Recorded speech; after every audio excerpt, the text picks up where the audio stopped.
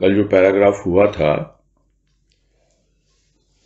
उसका कुछ पोर्शन हुआ था, बाकी करेंगे आज कंप्लीट। पैराग्राफ पहले पढ़ लेते हैं। मैं कह रहे हैं गुरुदेव, भ्रम की गति अति तीव्र, सत्य में परिवर्तन नहीं, परिवर्तन भ्रम में है। भ्रम के परिवर्तन को मनुष्य सत्य के आधार पर ही जान सकेगा। सत्य का प्रकाश सर्वत्र विद्यमान, फिर भी मनुष्य अंध परंपरा का ही अनुसरण करता आ रहा है।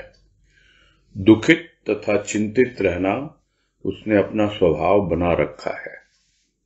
आनंद का आभास उसके लिए दुर्लभ हो रहा है। चिंतित व्यक्ति निश्चिंत होता यदि वह सत्य मार्ग का अवलंबन करता। संसार में प्रसारित भ्रांत धारणाएं उसे कभी भयभीत करती तथा कभी सत्य प्रतीत होती। ऐसी अवस्था में उसे निश्चिंत नहीं होने देती। युग धर्म युग की मांग है या मनोविकार, यह समझ पाना भी आसान नहीं। आज की मांग कल दूसरा रूप धारण कर लेती है तथा मांग ज्यों की त्यों बनी रहती है। मांगता है मनुष्य अन्य मनुष्य से जो स्वार्थांध है। मांग पूरी करने वाला तो कोई और ही है, जिससे वह न मांगकर अन्य मनुष्य का मुखापेक्षी बना हुआ है। अर्थलोभी से अर्थ प्राप्त करने की आशा रखना दुराशा मात्र है। यह तो रोगी से स्वास्थ्य लाभ की आशा रखने की तरह है। रोगी स्वयं ही रोग से ग्रसित है, वह भला स्वास्थ्य प्रदान कब कर सकेगा। किंतु मनुष्य की बालू से तेल निकालने की चेष्टा आज भी बनी हुई है। कली का सिंचन न बालू से होगा न तेल से, उसे चाहिए निर्मल नीर, जिसका प्रदाता होगा भक्त हृदय, जो सर्वदा प्रभु मिलन के लिए वियोग नीर बहाया करता है। और यही समझा हमने जो गुरुदेव ने इसमें व्यक्त किया है कि भ्रम इतनी जल्दी अपना रूप बदल लेता है, उसकी गति इतनी तीव्र है कि समझ में ही नहीं आता कि मुझे भ्रम हो भी रहा है या कि यह वास्तविकता है, सत्य है। और उसको यही गुरुदेव समझा रहे हैं कि जो भी परिवर्तन हो रहा है भ्रम में, उसको समझने के लिए प्राणी को सत्य का आधार लेना पड़ता है। यानी सत्य के द्वारा ही आप मिथ्या को अर्थात भ्रम को समझ सकते हो। प्रत्येक वस्तु के भीतर जिस तरह कहते हैं कि कण कण में भगवान है, वैसे ही सत्य छिपा हुआ है। यदि कोई मिथ्या भाषण भी करता है, कुछ मुंह से झूठ भी बोलता है, तो बिना सच का आधार लिए बोल नहीं पाएगा। तो ऐसे उसमें जो सच है उसको पकड़ते हैं तो हमें मिथ्या समझ में आ जाती है। उसी प्रकार जब हम सत्य को पकड़ते हैं, उसका आधार लेते हैं, तो उसके आधार से यानी उसके रेफरेंस से, उसके सापेक्ष में, क्योंकि वो निरपेक्ष है, एकमात्र सत्य ही निरपेक्ष है, उसके सापेक्ष में, उसके रिलेटिवली हमको समझ में आ जाता है कि यह भ्रम है और किस तरह अपना रूप बदलता है। जैसे कि हम यदि पहचान लें कि गिरगिट है, ये रंग बदलता है, तो वो भ्रम को भी हम पहचान लेते हैं, कब किस रंग में वो आ जाता है। वो अपने आप को उसी ढंग से प्रस्तुत करता है जैसे गिरगिट आसपास की झाड़ियों को, पेड़ों को जैसा रंग होता है उसके अनुसार अपना रंग बना लेता है। पकड़ नहीं पाता कोई कि क्या तो वास्तविकता है और क्या भ्रम है। बिना सत्य के आधार के उसको समझा नहीं जा सकता।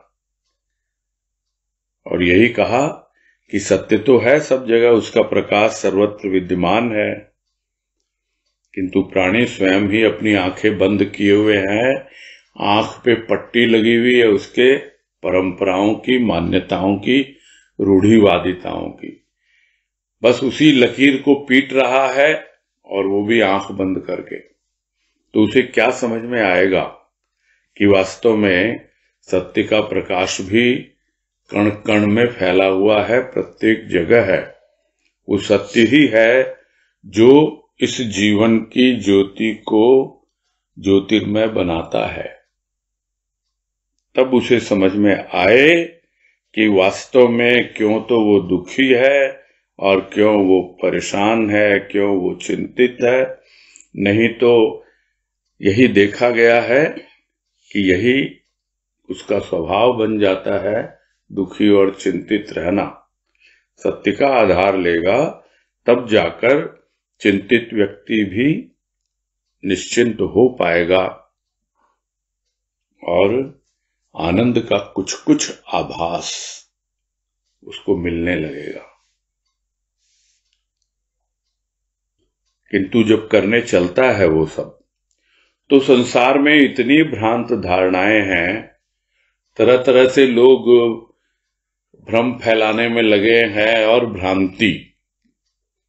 और इसको गुरुदेव ने पहले भी समझाया है, शांति का उद्गम लेख में भी समझाया कि किस प्रकार से भ्रांति आकर के हमारी शांति को नष्ट कर देती है।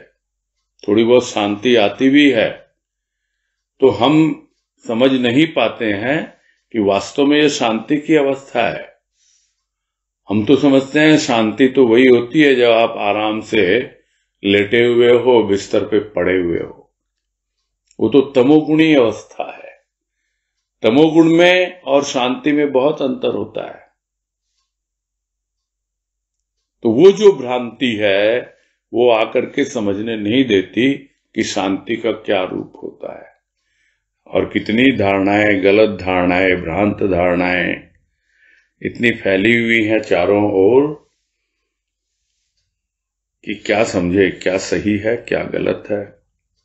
तो कभी तो उसे भय लगता है कि मैं इस पे आगे बढ़ूंगा, पता नहीं क्या हो जाएगा, पता नहीं जिस राह पे चल रहा हूं, जिस देवी देवता को मान रहा हूं, वो रूठ जाए, वो मुझसे नाराज हो जाए अगर मैं किसी और मार्ग को पकड़ूं। तो यही तो है कि उसने परंपराओं के नाम पर आंख पे पट्टी बांध रखी है। कुछ देख ही नहीं रहा, कुछ समझ ही नहीं रहा, तो भयभीत हो जाता है। और थोड़ा बहुत चलता भी है तो हो सकता है उसे सत्य भी प्रतीत हो। तो वो हमेशा कंफ्यूजन में ही रहता है, हमेशा भ्रांति रहता है और इसलिए निश्चिंत नहीं हो पाता है। और जो वो राह पकड़ लेता है फिर उसको जस्टिफाई करता है कि हाँ भाई, ये आज के युग की तो यही मांग है।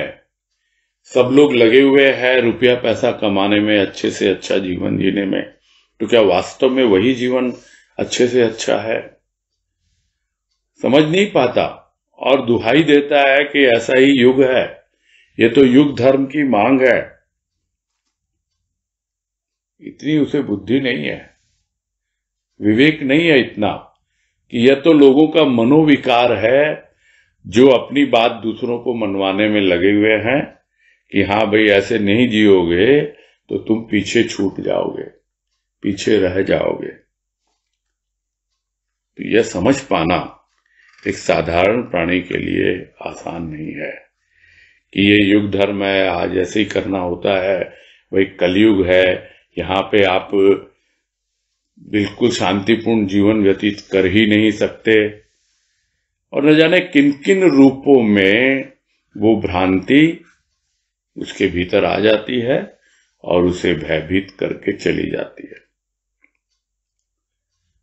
हो सकता है कि उसने समझ लिया हो और उसके भीतर जो भी इच्छाएं कामनाएं हों उसको पूरा करने के लिए वो एक मार्ग पे चल रहा हो, किंतु जो आज उसकी आवश्यकताएं हैं, जो आज उसकी मांग है, वो यदि पूरी हो भी जाएगी तो क्या दूसरा रूप नहीं आएगा मांग का? आएगा। फिर कहीं और जाएगा, किसी और का दरवाजा खटखटाएगा। तो यह मांग जो है ये कभी खत्म नहीं होती है। एक के बाद दूसरा, दूसरे के बाद तीसरा, यह रूप धरती रहती है और भ्रमित करती रहती है, और प्राणी की मांग वैसी की वैसी बनी रहती है, कोई बदलती नहीं है। रूप बदलता है मांग का, किंतु मांग बनी रहती है। और किससे मांगता है मनुष्य? समझता है यही मेरी हेल्प करेगा, करता है, ऐसा नहीं है। हेल्प वही करता है, दूसरा मनुष्य, जिसका उसके साथ कोई स्वार्थ हो। तो उनसे मांगता है वो जो स्वयं स्वार्थ से अंधे हो चुके हैं। उससे नहीं मांगता कि भाई कोई और है, वो परमात्मा, क्योंकि उसका तो परिचय ही नहीं है। उस ओर तो सोचता ही नहीं, देखता नहीं। यही युग धर्म है, भाई इससे मांग लो, उससे मांग लो, उससे लेके लोन लेके काम चला लो, वो बैंक से ले लो, चाहे किसी और से ले लो, और फिर भागते फिरो, अपना मुंह बचाते फिरो, इंस्टॉलमेंट नहीं दे पा रहे हो। सबके अपने अपने स्वार्थ निहित होते हैं, किंतु जब मांगेगा वो अपने प्रभु से, तब मालूम पड़ेगा। और नहीं तो वो दूसरों का मुखापेक्षी बना हुआ उसी का मुंह ताकता रहता है कि हाँ भाई कब ये मुझ पे कृपा दृष्टि करे ताकि मेरी मांग पूरी हो, जो मैं इसे मांग रहा हूं वो मुझे दे। अरे वो स्वयं ही इतना रुपये पैसे का लोभी है, कितना कुछ देगा तुमको कोई। तो अर्थ लोभी से अर्थ प्राप्त करने की आशा क्या है? दुराशा है। दे भी देगा तो स्वार्थ के वशीभूत, और बहुत बार तो बहानेबाजी करके मना ही कर देगा। किंतु यदि प्रभु से मांगते हो तो कम से कम तुम समझ पाओगे कि हाँ भाई, जो उसको देने वाला है वो मुझे भी देता है, दे सकता है। वो विश्वास बनता है। मांग रहे हो, जो खुद अर्थ का लोभी है, रुपये पैसे का लोभ है, वो कितना देगा और देगा भी कि नहीं देगा। एक खुद ही रोगी है, मानसिक रोगी है, और आप चाहते हो उसके सानिध्य में बैठो और आपका भी मानसिक रोग दूर हो जाए। अरे जो स्वयं ही रोग से पीड़ित है और वो स्वयं ही जैसे तैसे अपना जीवन गुजार रहा है, तो फिर क्या वो दूसरे किसी को स्वस्थ कर पाएगा क्या? यही तो देखते हैं दुनिया में, यही हो रहा है। सही दिशा पकड़ते नहीं, सत्य का आधार लेते नहीं, यहां वहां भटकते रहते हैं। किसी ने कुछ कह दिया, उसके अनुसार आगे बढ़ जाते हैं, फिर भ्रमित होकर के फिर दूसरी तरह, फिर भयभीत होके फिर तीसरी जगह। ये चक्कर काटता रहता है प्राणी। तो किससे मांग रहे हो भाई? किससे अपेक्षा कर रहे हो? सारी दुनिया तो ऐसी ही है, किंतु फिर भी समझ में नहीं आता है। जिस तरह एक बार मालूम पड़ गया भाई, कि कहावत है कि तिलों में तेल नहीं, यानी वो देख लिया, उसकी क्वालिटी देख ली, दिखने में वो तिल लग रहे हैं, किंतु वास्तव में तिल नहीं है, वो तो बालू है। और उस बालू से तेल निकाल रहे हो तुम। तिल में कुछ सार हो तो उसको पीसने से तेल निकलता है, किंतु बालू को पीसने से क्या मिलेगा? और ये बालू एक ऐसा तिल है, इसमें तेल है ही नहीं, दिखता है तिल के जैसा छोटा छोटा। किंतु उसकी चेष्टा आज भी उसकी बनी हुई है, यानी वो गलत दिशा में अपना समय नष्ट कर रहा है, अपना जीवन बर्बाद कर रहा है। और यह एक ऐसा कॉमन सिनेरियो है जो हम जहां नजर दौड़ाएं, जो गुरुदेव ने यह वर्णन किया है, बिल्कुल यही नजर आता है। वो ध्यान देता ही नहीं है अपने भीतर, अपने हृदय की कली की ओर, कि वो हृदय की कली खिले तो कैसे खिले। बालू से तेल निकालने की कोशिश है, तो कली का सिंचन जो रूखी सूखी चीजें है बालू की तरह, उससे भी नहीं होगा। और जो तेल लोग समझते हैं अलग से लाके दे भी दे कोई, उससे भी सिंचन नहीं होता है। किसी के पास कुछ है तो लोग उसके पीछे पड़े रहते हैं, उससे तेल निकालने में लगे रहते हैं, और वो तेल निकालने के लिए उसको तेल लगाते हैं। इन सबसे नई हृदय की कली खिलती है। हृदय की कली तो खिलती है निर्मल नीर से। उसे चाहिए, वो समझ नहीं पाता, उसे चाहिए ये। यही समझा रहे हैं गुरुदेव कि समझो भाई, कली का सिंचन करो निर्मल नीर से, और वो कहां मिलेगा? भक्त हृदय से मिलेगा। उस भक्त हृदय से जो हमेशा प्रभु के मिलन के लिए विरह में जी रहा है, वियोग के आंसू बहा रहा है, और उन आंसुओं से स्वयं अपने हृदय की कली तो खिला ही रहा है। जो भी उसके संपर्क में आता है उसके हृदय की कली भी खिलने लगती है, तब कली का सिंचन होता है। तो सीधी सीधी बात यही है यहां पर कि एकमात्र भक्त ही ऐसा हृदय है जो उसके मानसिक रोग को दूर करेगा, जो उसके हृदय की कली को खिलाएगा। वो जो दूसरों का मुखापेक्षी बना हुआ है, उसके बजाय वो प्रभु की ओर देखेगा। जो भी अपेक्षा करनी है, जो भी अपनी मांग रखनी है, उसके सामने रखेगा। ये सब चीजें उसको धीरे धीरे समझ में आने लगती हैं। ये अलग बात है कि उससे उसकी हृदय की कली कितनी खिलती है या नहीं खिलती, क्योंकि उसका उद्देश्य क्या है। यदि उसका उद्देश्य सिर्फ अपनी मांग पूरी करना है तो उससे कोई हृदय की कली खिलेगी नहीं, क्योंकि स्पष्ट गुरुदेव ने यहां समझा दिया कि आज की मांग कल दूसरा रूप धारण कर लेती है और मांग ज्यों की त्यों बनी रहती है। तो जो तुमने दुनिया वालों के साथ किया वही आप उस भक्त हृदय के साथ करने की कोशिश कर रहे हो, और या फिर अपने भगवान से करने की कोशिश कर रहे हो। इससे कुछ भी होगा नहीं, हृदय की कली का सिंचन नहीं होगा, वो खिल नहीं पाएगी।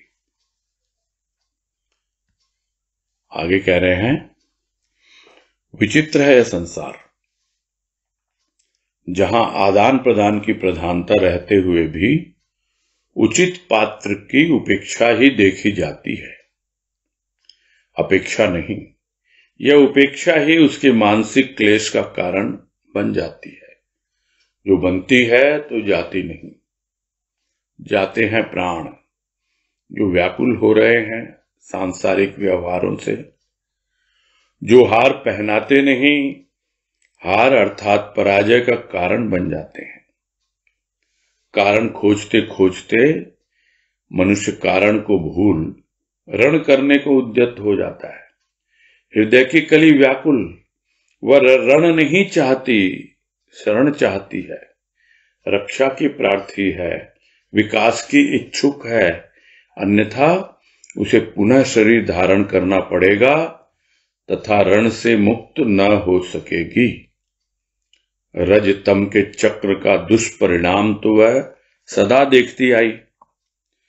संत और सत्य को पाकर वह निहाल होना चाहती है। द्वंद्व और दुनिया ने उसे परेशान ही नहीं किया, बल्कि उसकी अवस्था शोचनीय हो गई। मानव तन पाकर भी दानवता का दास बनना पड़ा। यह तो दुर्भाग्य ही है। दीपक प्रकाश के लिए है, अंधकार का सहयोग उसके प्रकाश के लिए घातक न होगा। सूर्य की किरण, चंद्र के शीतल चरण हृदय की जलन दूर करने में समर्थ।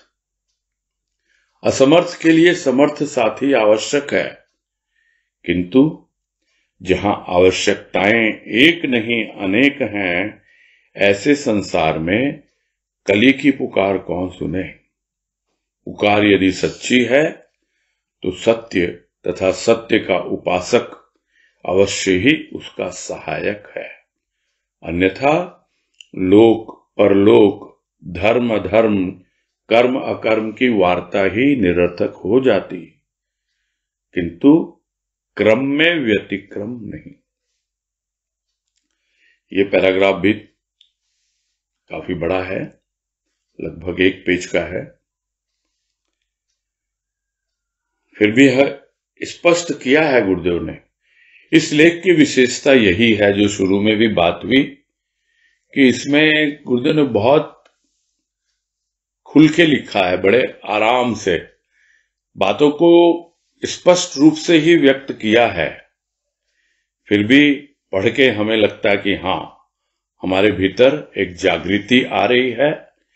जहां कहीं भी हम इधर उधर भटक रहे हैं या जिसको कहते हैं चूक रहे हैं, वो सब चीजें हमको दिखलाई दे रही हैं, या गुरुदेव अपनी इस लेख के माध्यम से हमें दिखला रहे हैं।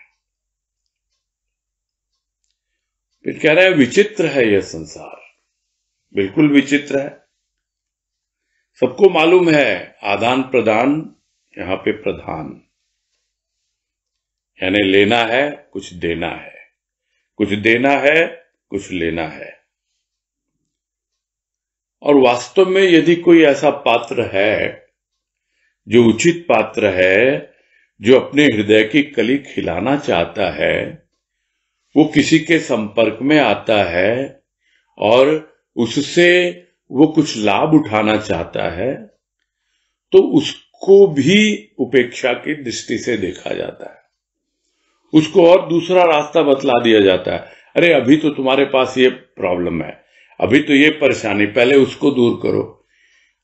बड़ी मुश्किल से तो अपना भीतर एक मन बना के आया कि मेरी हृदय की कली खिले।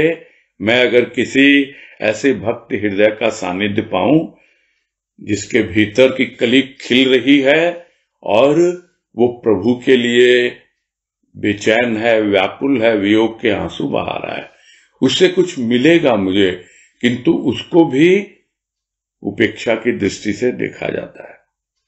तो उचित पात्र है वो, किंतु फिर भी उपेक्षा ही देखी जाती है ऐसे पात्र की, अपेक्षा नहीं। लोग ढूंढते ही नहीं कि कोई ऐसा पात्र भी मिले, उसकी अपेक्षा हो कि हाँ भाई ऐसा पात्र मिले ताकि हम भी उसको अपने जैसा ही रंग में रंग डालें या कुछ इस तरह का भाव उसके भीतर भर दें। तो उपेक्षा मिलती है, जाता है, किंतु ठीक से ट्रीटमेंट नहीं मिलता। आदान प्रदान की वो चीज है नहीं। जो भी आदान प्रदान होगा भी तो वो स्थूल तक ही सीमित रहेगा, सूक्ष्म में होता ही नहीं किसी प्रकार का आदान प्रदान। तो वो जो उचित पात्र होता है उसके लिए भी ये जो उपेक्षा है वो मानसिक क्लेश का कारण बन जाती है। भीतर ही भीतर परेशान होता रहता है, क्लेश करता रहता है, दूसरों के प्रति गलत भावना लेकर के जिसको से बचना चाहता था वो तो अपने हृदय की कली खिलाना चाहता था, किंतु यही मानसिक क्लेश का कारण बन जाती है उपेक्षा। और ऐसी बनती है कि धीरे धीरे जमती चली जाती है, और जब जमती चली जाएगी तो फिर क्या होगा, जाएगी नहीं, आसानी से दूर नहीं होगी। प्राण चले जाते हैं, व्याकुल हो रहे हैं, जाते जाते व्याकुलता लेकर ही जाता है सांसारिक व्यवहारों से। और हार नहीं पहनाया प्रभु को। उचित पात्र था, उपेक्षा को इतना ज्यादा दिल में ले लिया कि हतोत्साहित हो गया, फिर उसके लिए जरा सा भी प्रयास ही नहीं किया। प्राण जा रहे हैं, अब हार गया जीवन से, दुनिया के व्यवहारों से, और इसीलिए वो हार का कारण यानी पराजय का कारण बन गया। और जो थोड़ा सावधान होता है बीच में, उपेक्षा को भी थोड़ा सा सहन कर लेता है, उसका कारण खोजता है, तो कारण खोजते खोजते कारण को तो भूल जाता है, बस वो उससे लड़ने को तैयार हो जाता है। वो तो भूल करके कारण उद्यत हो जाता है रण के लिए। और हृदय की कली जो खिलना चाहती है वो तो व्याकुल बनी ही रहती है। फिर व्याकुलता आती है, फिर समझाती है उसको, भाई खिलना है तेरा काम, ठीक है, एक जगह बात नहीं बनी कहीं और बनेगी, प्रयास तो कर। क्योंकि वो हृदय की कली रण नहीं चाहती है, वो तो शरण चाहती है। वो चाहती है कि उसकी रक्षा हो, वो विकास चाहती है, विकसित होना चाहती है, और इसलिए होना चाहती है ताकि उसे फिर से शरीर धारण न करना पड़े। अन्यथा फिर से शरीर धारण करना पड़ेगा और फिर से वही रण, वही लड़ाई झगड़ा, वही उपेक्षा, वही मानसिक क्लेश, वही सांसारिक व्यवहार, सब देख लिया, समझ में आ गया। और क्या देखा? ये भी देखा कि दुनिया में क्या है, रज है और तम है, यानी दो ही प्रकार के गुणों के ऊपर चलती है बातें। तमोगुण पे आधारित कर्म किए जाते हैं जो रजोगुण का रूप लेते हैं, और या अगर भक्ति के नाम में कुछ करेगा भी तो भी रजोगुण बन के यानी कर्मकांड बन के ही रह जाता है। तो उसका दुष्परिणाम जो भी होता आया है अब तक वो भी दिखलाई देता है, और खुद भी वो करता रहा वो भी उसे दिखलाई देता है। दुनिया देखती आई है ये सब, तो वो तो चाहती है ना कली कि संत और सत्य को पाकर मैं निहाल हो जाऊं। वो हृदय की कली व्याकुल है, वो सिंचन चाहती है, वो संत और सत्य को पाकर अपना जीवन सफल करना चाहती है, क्योंकि उसे पता है कि ये जो दुनिया है, ये बाहर की दुनिया, इसने क्या दिया उसे? उसके भीतर वैचारिक द्वंद्व ही दिए, और वो द्वंद्व वही तो रण का कारण बना। जब शरण मिली तब समझ में आया कि वास्तव में दुनिया ने मुझे क्या दिया। खूब परेशान किया इसने, एक तो विचारों के द्वंद्व ने और एक दुनिया ने। और इतना परेशान किया, सिर्फ परेशान ही नहीं किया, उसकी अवस्था सोचनीय हो गई। सोचनीय हो गई मतलब बिल्कुल, जिसको कहते हैं ना कि इतनी पिटाई हुई कि मरा तो नहीं किंतु जिंदा भी क्या है वो। और ये पिटाई कोई बाहर की नहीं है, ये भीतर की है। भीतर से इतना ज्यादा चोटिल हो चुका है, इतना ज्यादा घायल हो चुका है प्राणी कि उसकी अवस्था ही सोचनीय हो जाती है। मजबूरी थी उसकी, समझ नहीं पा रहा था कि मानव तन तो मिला उसे, फिर भी दानवता का दास बनना पड़ा। यही तो दुर्भाग्य है।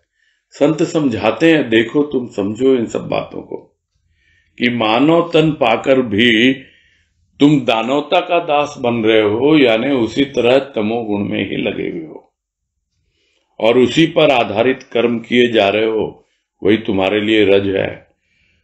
तो इसका तो चक्र चलता ही रहेगा, दुनिया देखती आई है और तुम भी इसको समझने की कोशिश करो कि मानव तन पाकर भी अभी भी दानवता का ही दास है। दुर्भाग्य कहलाएगा वो। ठीक है, दीपक है, प्रकाश के लिए है, किंतु तुम क्या कर रहे हो? तमोगुण से और तम को बढ़ा ही रहे हो ना। तम यानी अंधकार। तो वो अंधकार इतना बढ़ जाएगा तो वो उस प्रकाश के लिए घातक नहीं होगा। वो जो थोड़ी बहुत जो जीवन ज्योति तुम्हारे भीतर जल रही है, जिसका अनुभव तुम्हें मिल रहा है, वो बिल्कुल उसके लिए घातक होगा। किंतु जैसे जैसे अनुभव में आएगा कि अरे मैं तो इस दीपक के प्रकाश को ही नहीं संभाल पा रहा था, अब तो सूर्य का प्रकाश, सूर्य की किरणें किस तरह कृपा कर रही हैं मेरे ऊपर, किस तरह चंद्र के शीतल चरण, वो जो चरण कमल प्रभु के मेरे चंद्र रूपी हृदय को, मन को शीतल कर रहे हैं, हृदय की जलन दूर कर रहे हैं और उसमें समर्थ हैं बिल्कुल। किसी को इस पे कोई संदेह होने की जरूरत ही नहीं है कि वो जो उसकी कृपा किरण आती है सूर्य की तरह और उसके जो शीतल चरण है, वो हमारे हृदय की जलन को अवश्य ही दूर करने में समर्थ है। किंतु इसके लिए क्या चाहिए? तुम समर्थ नहीं हो, तुम्हें पता है, तो तुम्हें चाहिए एक समर्थ साथी। तो असमर्थ के लिए समर्थ साथी आवश्यक है। आवश्यक तो है, किंतु तुम्हारी तो आवश्यकताएं एक नहीं भाई, अनेक हैं।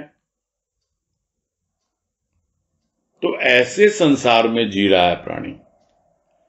तो जो हृदय की कली है, वो जो पुकार रही है, उस पुकार को कौन सुने? एक समर्थ साथी मिल जाए तो सारा झंझट खत्म हो जाए, समझ में आ रहा है। किंतु तुम्हारी आवश्यकताएं इतनी हैं, जबकि देखा जाए आवश्यकताएं तो बड़ी सीमित होनी चाहिए। कल तक जिन चीजों को हम विलासिता की सामग्री समझ रहे थे, आज वही प्राणी के लिए आवश्यकताएं बन गई है। एक जमाना था, बचपन की बात, अपना अनुभव क्या कि ये फ्रिज है, ये एसी है, ये सब विलासिता की चीजें समझी जाती थी। किंतु आज यही सबकी आवश्यकताएं बन गई हैं। तो आवश्यकताएं अनेक हैं, एक नहीं है। एक आवश्यकता है अगर, तो सिर्फ एक समर्थ साथी की। ऐसा साथी चाहिए जो उसके लिए कैपेबल हो और वो उसके लिए हमेशा उसकी सहायता करने के लिए तत्पर हो।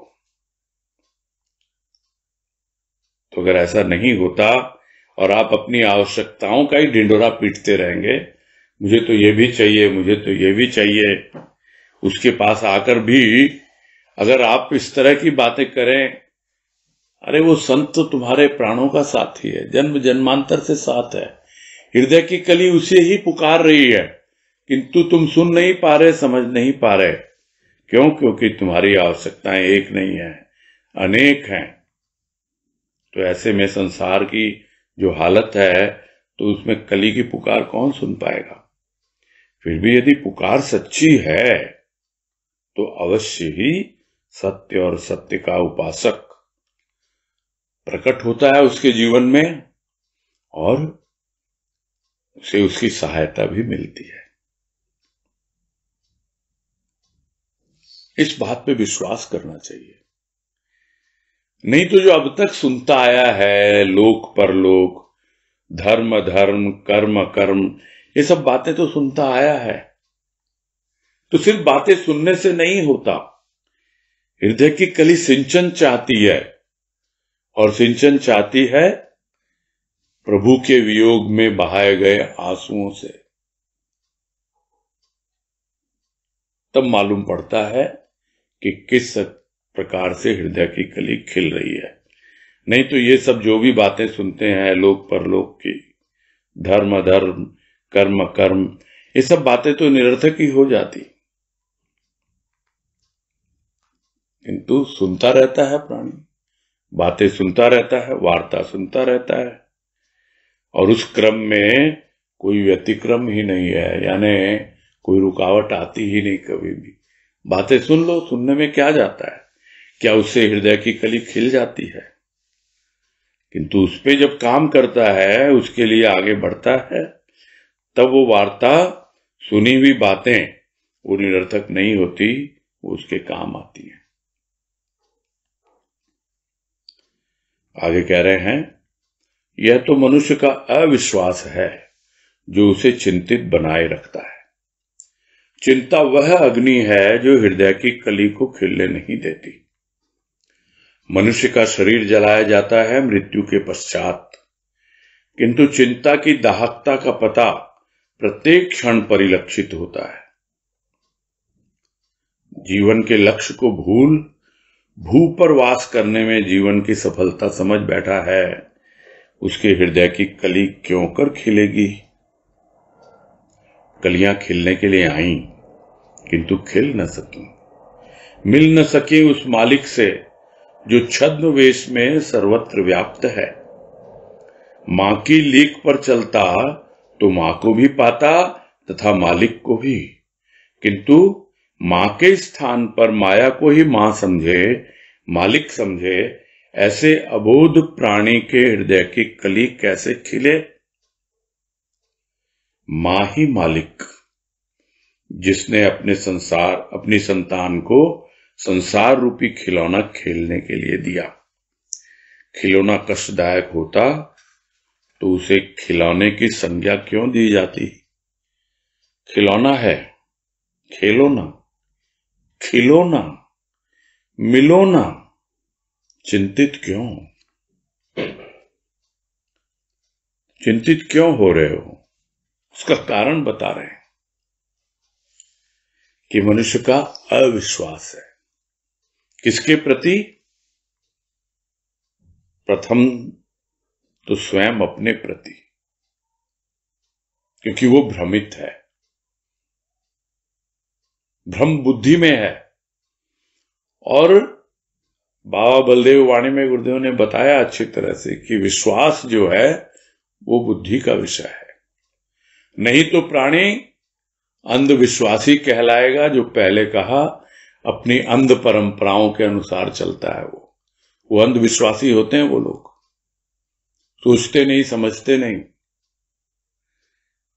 और वो नई राह पकड़ता है तो उस पर विश्वास नहीं, भ्रम है अभी भी।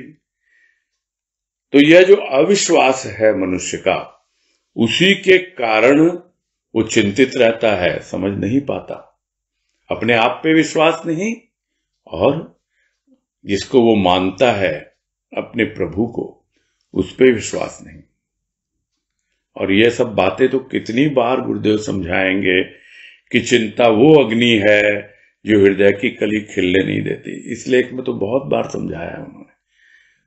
उसके अलावा भी चिंता, चिंता, हर लेख में चिंता और मानसिक रोग, इन दो पर तो इतना फोकस किया है गुरुदेव ने। और ये अभी भी यदि हम समझ नहीं पाए तो फिर कब समझेंगे पता नहीं, कि चिंता वो अग्नि है जो हृदय की कली को खिलने नहीं देती है। जीते जी मनुष्य जलता रहता है चिंता की अग्नि में, तो मरने पर तो जलाया जाता है, सबको दिखता है, किंतु जीते जी जो जल रहा है चिंता में, उसको जब देखता है, समझता है, तब मालूम पड़ता है कि चिंता की दाहकता का पता तभी लगता है जब वो उसकी ओर ध्यान देता है। किंतु जो निष्पक्ष भाव से देख रहा है, संत की दृष्टि से देख रहा है, उसे तो सर्वत्र प्रत्येक क्षण यही परिलक्षित होता है पूरी दुनिया में कि शरीर जलाया जा रहा है, लेकिन प्राणी जो है चिंता की दाहकता में जल रहा है और फिर भी वो उसको समझ नहीं पा रहा। पता लगे, अगर परिलक्षित करे उसको, तब समझ में आए कि वास्तव में क्या मेरा लक्ष्य है, तो जीवन के लक्ष्य को भूल बैठा। और बस यही दुनिया जो पहले समझाया, देश उपदेश, यानी ये भू क्या है, ये संसार क्या है, ये उपदेश है, दूसरा देश है ये, जहां से हम आए हैं।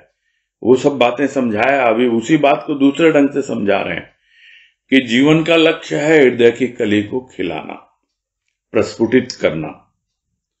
और यदि इसी भू पर वास करने में और इसी के इर्द गिर्द घूमने, स्थूल जीवन व्यतीत करने में ही अपने जीवन की सफलता समझ रहा है प्राणी, तो फिर उसके हृदय की कली कैसे खिल पाएगी? प्रश्न किया, कैसे खिल पाएगी? जरा उसका उत्तर ढूंढो अपने भीतर कि अगर स्थूल में ही रमे रहोगे, ऊपर ही ऊपर सब तुम करते रहोगे, भले ही अपने आप को समझ रहे हो कि मैं बहुत बड़ा भक्त हूं, सत्संगी हूं, धार्मिक हूं, किंतु भीतर अगर नहीं पहुंची चीजें और इसी ऊपरी खेल में लगे रहे, तो हृदय की कली क्यों कर खिलेगी? कलियां खिलने के लिए आई, खिल नहीं सकी। क्यों नहीं खिल सकी? वही बता रहे हैं, मिल नहीं सकी उस मालिक से जो छद्मवेश में सर्वत्र व्याप्त है। खिल नहीं सकी क्योंकि चिंता में झुलस रही थी। इसलिए पता लगना चाहिए, खिलने के लिए आई, खिल नहीं सकी, मिल नहीं सकी उस मालिक से जो छद्मवेश में सर्वत्र व्याप्त है। छद्मवेश है, पहचान नहीं सकते आप इसको। बड़ी आसानी से इस तरह समझ सकते हैं कि जो परमात्मा है, पुरुष है, वो दिखलाई नहीं देता है, किंतु वो छिपा हुआ है। वो पुरुष की अभिव्यक्ति है, यह प्रकृति, जिसको लोग कहते हैं कि कण कण में भगवान। यानी प्रकृति जो है वो पुरुष को ही अभिव्यक्त कर रही है। यदि हम प्रकृति के ऊपर फोकस करें, बाहर की प्रकृति भी और भीतर की प्रकृति भी, वो छद्मवेश में है। यानी जो अभी गिरगिट की बात आई, उसको अंग्रेजी में क्या बोलते हैं? कैमोफ्लॉज। वो अपने आप को छिपा के रखता है, दूसरा रूप। वैसे ही भगवान भी अपने आप को छिपा के रखता है, किंतु प्रकृति की ओर जब जाता है प्राणी, अपने भीतर की प्रकृति में खोजता है और बाहर की प्रकृति में, तब उसे समझ में आने लगता है कि वो जो मालिक है उसने अपने आप को छद्मवेश में छिपा रखा है, जबकि वो है तो सर्वत्र व्याप्त। यदि मां की लीक पर चलता, यानी जैसे मां ने बताया उसके अनुसार चलता, तो मां को भी पाता और मालिक को भी। तो जब तक उस मां को न समझ पाए, तब तक यह तो समझ ले कि यह प्रकृति ही तुम्हारी मां है, क्योंकि दिखलाई देता है यह प्रकृति ही तो हमारा पालन पोषण कर रही है। हमें न जाने किन रूपों में अन्न देती है, फल देती है, जल देती है, कितना कुछ है यहां पर, देती ही देती है, लेती कुछ नहीं है। तो उसके अनुसार उसको समझ के आगे बढ़ता, तो कम से कम प्रकृति से जुड़ता, प्रकृति के साथ किस प्रकार प्रकृति अपने, क्या कहा जाए, पति को, जो उसका मालिक है, जो उसका स्वामी है, उसको भज रही है, सब पता लगता। उस लीक पे आगे बढ़ता तो मां को भी पाता और मालिक को भी पाता। किंतु तुम तो माया के चक्कर में पड़ गए, प्रकृति को समझा नहीं, माया को ही मां समझ बैठा। उसी को मां ही नहीं समझा, मालिक भी समझ बैठा कि माया ही है, सब कुछ मेरा यही करने वाली है। तो ये तो अबोध प्राणी है, इसको कुछ नॉलेज ही नहीं, कुछ पता ही नहीं। अबोध बोल के छोड़ देते हैं कि भाई ठीक है भाई, नहीं तो साफ साफ अगर कहा जाए तो बेवकूफ इंसान है ये। तो प्राय लोग इस तरह सुन करके सहन नहीं कर पाते, इसलिए कह देते हैं भाई आपकी समझ में नहीं आ रहा, आप अबोध है। तो अबोध प्राणी है, लेकिन वास्तव में तो वो बेवकूफ है, बुद्धू है, मूर्ख है। कुछ भी कहे, इस तरह बोले तो कम से कम कुछ अंदर चोट तो लगती है, कुछ तिलमिलाता तो है, कुछ करने को उद्यत तो होता है। अरे अबोध है, सारी दुनिया अबोध है, हमें क्या लेना देना। नहीं, सारी दुनिया तो तुमसे ज्यादा चतुर है, तुम ही एक बेवकूफ हो। तब मालूम पड़ता है कि किस बात की बेवकूफी है, क्या हो रहा है मेरे साथ। तब मालूम पड़ता है मां कौन है, मेरी मां कौन है, मेरा मालिक। और फिर उस मां की लीक पर आगे बढ़ता है। तो जब अबोध रहता है तो कैसे उसके हृदय की कली खिलेगी। मां ही मालिक,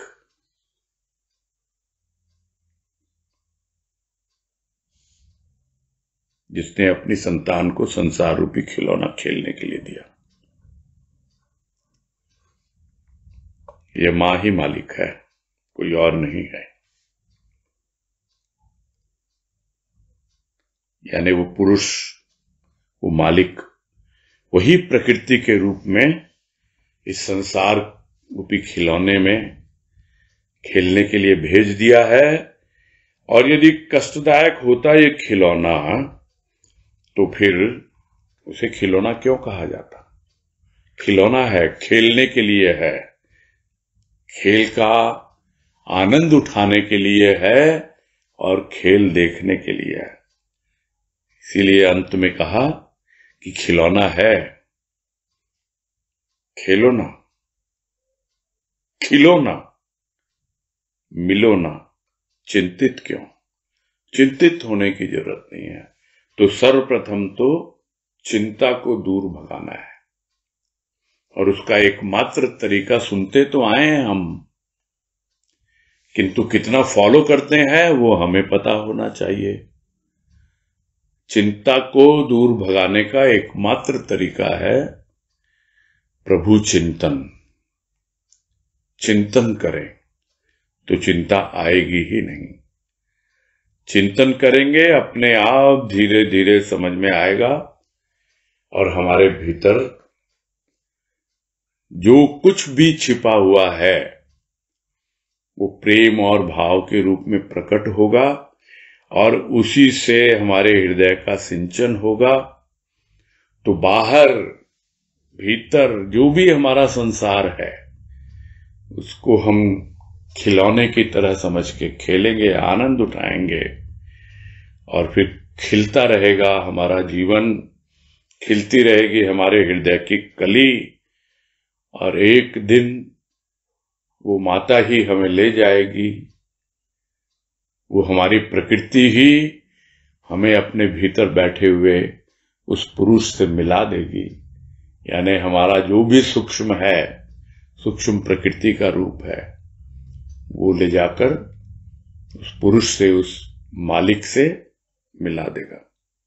तो कोई चिंता की बात है ही नहीं। यहां पर खिलना है और मिलना है, और इसी का नाम जीवन है। बस यही पूरा करते हैं।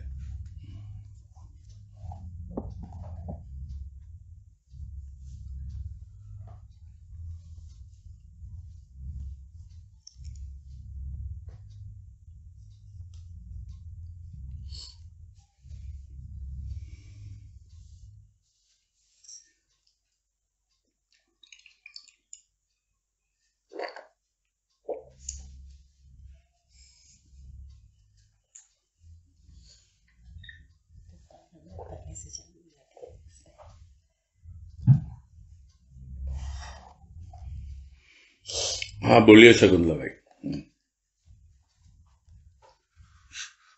हरिओम भैया। हाँ हरिओम बोलिए। हाँ भैया, ये पूछना था, परलोक, धर्म, अधर्म, कर्म, अकर्म की वार्ता ही निरर्थक हो जाती है, किंतु कर्म में व्यक्तिगत कर्म नहीं, ये नहीं समझ में आया। ये कर्म नहीं है, ये क्रम है। क्रम है। क्रम है ये। क्रम यानी कि सीरियल, एक के बाद एक इस तरह है। किस तरह से आप इस लोक में रहते हुए परलोक सुधार सकते हो, किस तरह अधर्म का मार्ग छोड़ करके धर्म की राह पे चल सकते हो, और कैसे कर्म करते हुए आप एक ऐसी अवस्था में पहुंच जाओ कि पूरी तरह कर्ता भाव छूट जाए, आपका अकर्म की स्थिति में पहुंचो। तो यह एक झटके में नहीं होता है, ये एक सिलसिला है, यह एक क्रम है। तो ये सब बातें निरर्थक हो जाती, किंतु प्राणी इन सब बातों को समझता नहीं है।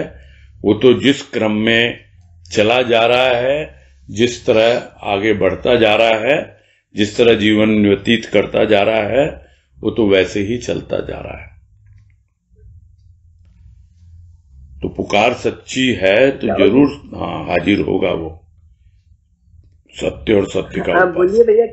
हमें भी मैं कह रहा हूं उसी लाइन में आगे है ना, वाक्य जो अधूरा आपने बीच में से लिया उसमें पहले है कि पुकार यदि सच्ची है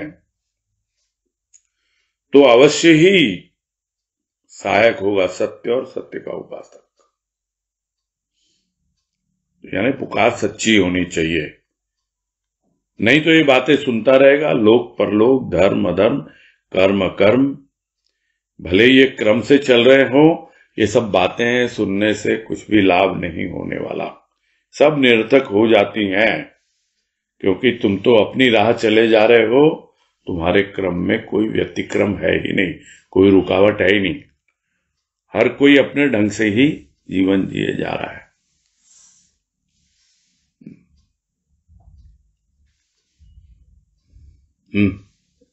मुझे तो ऐसा ही समझ में आ रहा है। हाँ भैया, बहुत अच्छा लगा, समझ में आया, बहुत सुंदर भी बहुत लगा, थोड़ा समझ में भी आया थोड़ा। हरिओम हरिओम हरिओम। मधुर डालमिया। हरिओम भैया। हाँ हरिओम बोलिए भैया। जो अभी ये पैराग्राफ है, विचित्र है ये संसार, जहां आदान प्रदान की प्रधानता रहते हुए भी उचित पात्र की उपेक्षा ही देखी जाती है, अपेक्षा नहीं। तो आदान प्रदान की प्रधानता और उचित पात्र की उपेक्षा का जैसे भाव नहीं समझ में आया भैया। इनकी गई आदान प्रदान की प्रधानता है इस संसार में, तो उचित पात्र की उपेक्षा भाई एक उसके पहले पैराग्राफ में क्या कहा कि क्या चाहिए कली को, चाहिए निर्मल नीर, और उसको कौन देगा, कौन उसका प्रदाता है, वो है भक्त का हृदय, जो हमेशा अपने प्रभु के मिलन के लिए वियोग के आंसू बहाता रहता है, उसी से सिंचन होगा उसका। अब प्रॉब्लम कहाँ आती है कि प्रदाता तो है वो, आदान प्रदान की प्रधानता है, पूरी दुनिया में देखते हैं हम लोग, कुछ लेन देन चलता ही रहता है, और जो उचित पात्र है, जो जाता भी है किसी ऐसे भक्त के पास, तो उसको बाहर के खेलों में उलझा देते हैं, इस स्थूल के कार्यों में। और वो सोचता मैं तो आया था इसके पास अपने हृदय की कली खिलाने के लिए, और यह सुनकर के आया था कि हाँ भाई ये तो ऐसा भक्त हृदय है जो प्रभु मिलन के लिए वियोग के नीर बहा रहा है, और मैं अपने हृदय की कली के लिए उसके पास आया, मैं भी हृदय की कली खिलाना चाहता हूं, किंतु मेरी तो उपेक्षा हो रही है, मुझे तो दूसरे दूसरे उपचार बताए जा रहे हैं कि अरे अभी तो शुरुआत, अभी तुम ये करो, अभी तुम वो करो, तरह तरह के कामों में उलझा दिया जाता है। तो फिर क्या है, उपेक्षा देखी जाती है, अपेक्षा नहीं रखते लोग। यह नहीं रखते कि कोई तो ऐसा आए पात्र जो उचित है और मैं सब कुछ अपना जो है उसके साथ शेयर करूं, अपने अनुभव उसके साथ बांटूं। सब कुछ मिल जाता है, लोगों को छिपा के रखते हैं कि पता नहीं हम किसी को कुछ बोल देंगे, किसी से कुछ शेयर कर लेंगे, बांट देंगे तो हमारी वैल्यू तो कम हो जाएगी, तो वो आदान प्रदान होता ही नहीं है। हाँ जी, अब समझ में। हाँ भैया ठीक है, ठीक है भैया, प्रणाम भैया। हाँ, हरिओम हरिओम हरिओम। तनुश्री शर्मा। प्रणाम भैया। हाँ बोलो, नमस्कार। ये बात पहले भी आई थी कि अगर हम चिंतन करेंगे तो चिंता नहीं आएगी। तो ये मतलब इस तरह से समझ में आया कि अगर हम चिंतन मनन करेंगे कि ये समस्या जिसके लिए भी हम चिंतित है ये पहले भी आ चुकी है, तो और अपने इष्ट पे विश्वास रखेंगे, ये मतलब हुआ क्या कि चिंतन मनन के द्वारा चिंता नहीं आएगी? देखो, मन तो एक ही है ना, मन या तो चिंता कर सकता है या चिंतन कर सकता है, और क्या कर सकता है? हाँ। तो एक ही जगह रहेगा मन। तो चिंतन करेंगे तो फिर चिंता कैसे करेगा मन? जो लोग चिंता में ही लगे रहते हैं वो वास्तव में बड़ी मुश्किल होती है उनको वहां से बाहर निकलने में, क्योंकि उनकी इतनी हैबिट हो जाती है, आदत, कि वो एक काम हुआ नहीं फिर दूसरा नहीं तो तीसरा, कि जिस तरह मांग होती है ना, जो बताया, एक के बाद दूसरा रूप धारण कर लेती है, वैसे ही चिंता भी एक के बाद दूसरा रूप धारण कर लेती है। समझ नहीं पाता है प्राणी। अभी थोड़ी देर के लिए इस काम के लिए चिंतित है, चलो कोशिश करके ये करके काम पूरा हुआ, लेकिन फिर दूसरा काम खड़ा कर लिया उसने अपने आप ही। अरे थोड़ी देर तो रिलैक्स हो, समझो। और जो प्रभु के चिंतन में रहते हैं तो वो बहुत लोगों को देखा है और अनुभव खुद का भी है कि आप बड़े आराम से गुनगुनाते हुए, भीतर ही भीतर मगन होते हुए सारे काम कर रहे हो और अपने आप हो रहा, काम की कोई चिंता ही नहीं होती। तो ये तो निर्भर करेगा ना आप, मन आपका कहाँ है। यदि मन में प्रभु का चिंतन चल रहा है तो वहां पे चिंता का प्रवेश नहीं हो पाता है। यही है कहने का तात्पर्य। अच्छा, ठीक है, क्लियर? ठीक है भैया। इसमें एक अपने इष्ट के ऊपर विश्वास वाली भी बात आई है, जैसे तो मतलब विश्वास भी रखना है कि उसकी वजह से हो ही जाएगा। ऐसे चिंता करने की जरूरत क्या है, मुझे बताओ। ये तो पहले ही कहा ना, मनुष्य का अविश्वास है, इसी पैराग्राफ के शुरू में है। हाँ। मनुष्य का अविश्वास है, तो अविश्वास क्या सिर्फ अपने इष्ट के प्रति, अपने प्रति है सबसे पहले तो। हाँ, ये तो है। जिस किसी को अपने ऊपर कॉन्फिडेंस नहीं है वो किसी के ऊपर भी विश्वास नहीं कर सकता। सही बात है। जो अपने आप को प्यार नहीं करता दूसरे को प्यार कर ही नहीं सकता। वो यही प्रॉब्लम होती है। दूसरे को प्यार करने चलते हैं, 2 दिन में टाए फिस हो जाती है। क्यों? क्योंकि अपने को प्यार नहीं करते, सोच समझ के प्यार किया नहीं जाता सोच समझ के। लेकिन जब हो जाता है तो फिर वो टेढ़ा मेढ़ा नहीं जाता। वो उसको विश्वास होता है कि मैं सही दिशा में आगे बढ़ रहा हूं, उसको अपने ऊपर विश्वास है। और जिसपे सामने वाला है उस पे भी विश्वास है। अगर अविश्वास होगा तो चिंता बनी रहेगी। अरे भाई, जैसे होता है यंग एज में आपस में कुछ लव अफेयर चल रहा है, एक दूसरे को समझने की कोशिश कर रहे हैं, लेकिन चिंता तो बनी रहती है कि मुझे एक्सेप्ट करेगा कि नहीं करेगा, क्या होगा क्या नहीं होगा। क्यों? क्योंकि ना अपने आप पे विश्वास है और ना सामने वाले पे विश्वास है। तो यह जो अविश्वास है यही चिंता का कारण बनता है। ठीक है। हाँ भैया, हाँ भैया। हरिओम हरिओम प्रभु। हाँ हरिओम। चलो समय हो गया, अब पूरा करते हैं।